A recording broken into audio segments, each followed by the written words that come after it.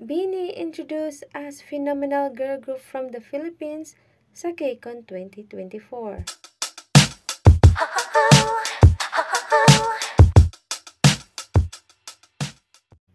The venue of KCON 2024 at LA Convention Center, Gilbert Lindsay Plaza, and Crypto.com Arena. At ito ang list ng performances sa KCON 2024. First, special lineup BINI for the M Countdown pre-show with the song Cherry on Top. And the rest are K-pop groups and artist performances. When the host introduced BINI, now we get to be dazzled by the phenomenal girl group from the Philippines. Nagulat siya sa tilian ng crowd, napatingin pa siya both sides dahil sa sobrang excited ng mga tao sa BINI.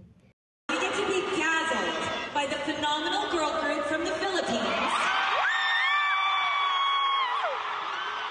It sounds like you're excited as I am.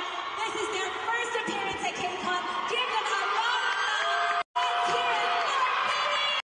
Malaking venue man ang LA Convention Center, pero dinig na dinig ang sigawan at tilian ng mga tao.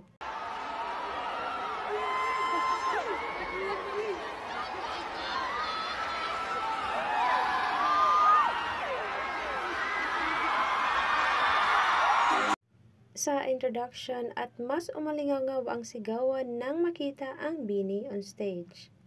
So proud of BINI, the first P-pop girl group to perform sa KCON 2024, to represent our country in this big event.